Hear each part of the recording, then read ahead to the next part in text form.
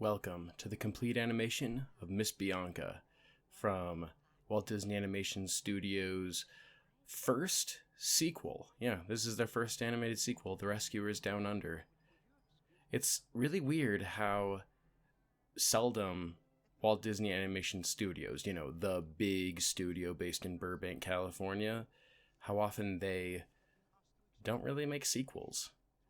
I think they've only made 3 right now. They've made The Rescuers Down Under, Frozen 2, and Ralph Breaks the Internet.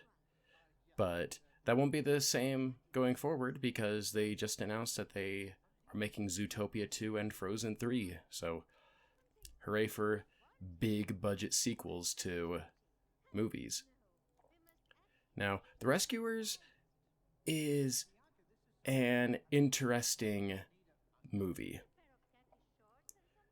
One of the big things about it is that it doesn't really follow the book. In fact, I think that of all of the Rescuers content that I've had experience with, I think the book is actually the one with the strongest story.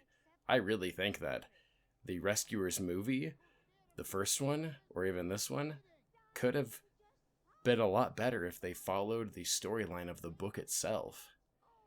And the book is it's just a very good story. Really well paced and not too long. It's really good. And the movie really the only thing they took from it was mice going on an adventure to save a human. In the book, the mice of Miss Bianca, Bernard, and Niels, he's a Norwegian mouse, they went on a grand adventure to a ancient castle that was converted into a high security prison, and they were there to rescue a Norwegian man. And in the movie, they just changed it to just Bernard and Miss Bianca rescuing Penny, a 5 or 6 year old girl from a wicked woman in the bayou. And I really just think that the book had a better story. They had more interesting characters. I did like the cat character in The Rescuers, but I think the cat in the book was a lot more appealing because he was actually a villain. And Miss Bianca's conversations with him are some of the best dialogue in the entire book.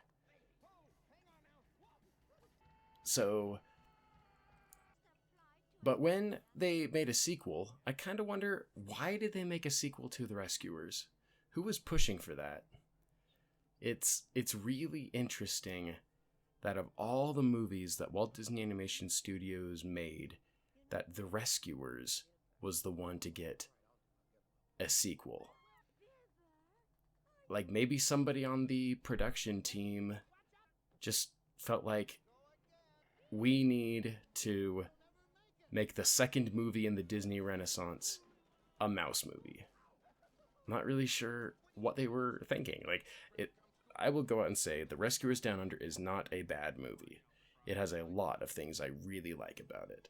For starters, visually, it is really good in many areas. Not all areas. The early use of 3D for the dynamic camera shots, the 3D assets don't really hold up.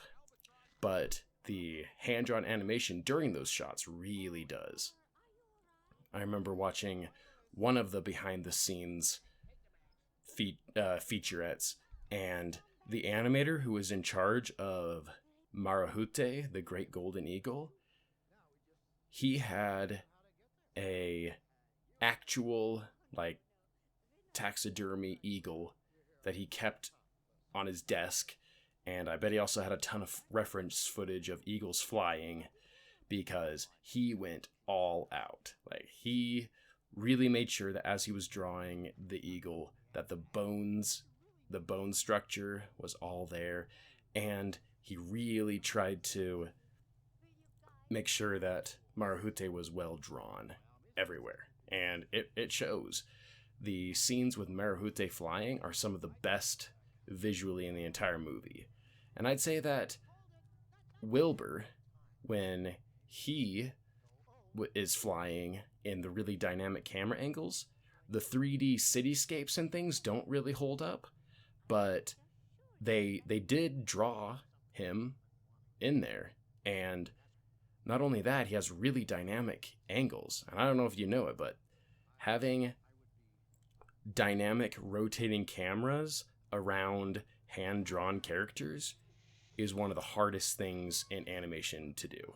In hand-drawn animation, a really convincing character turnaround is hard.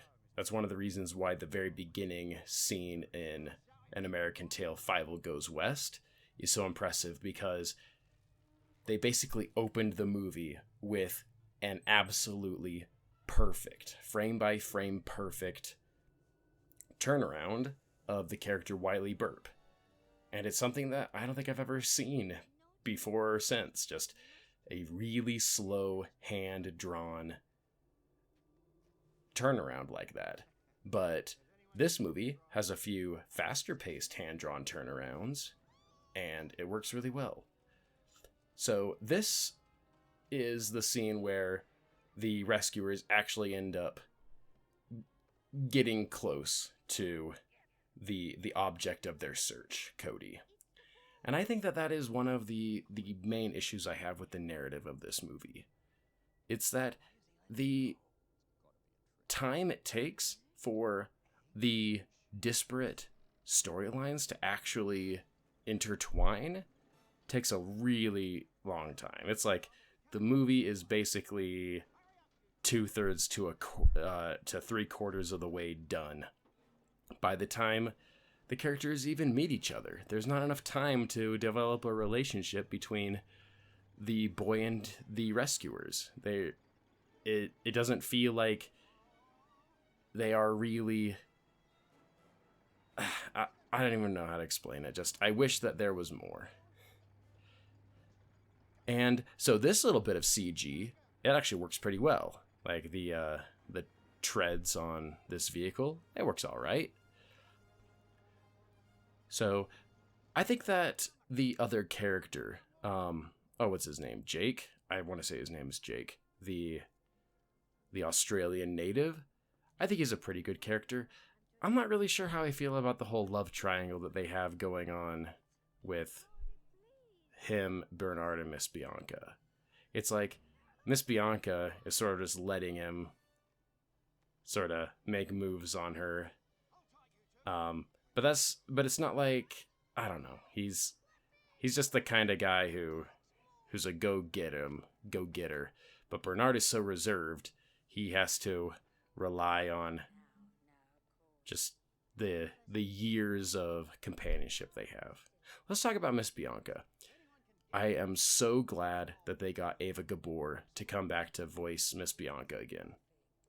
She's only had 2 voice acting roles in Walt Disney Animation Studios movies, and those are Duchess in the Aristocats and Miss Bianca in The Rescuers and The Rescuers Down Under.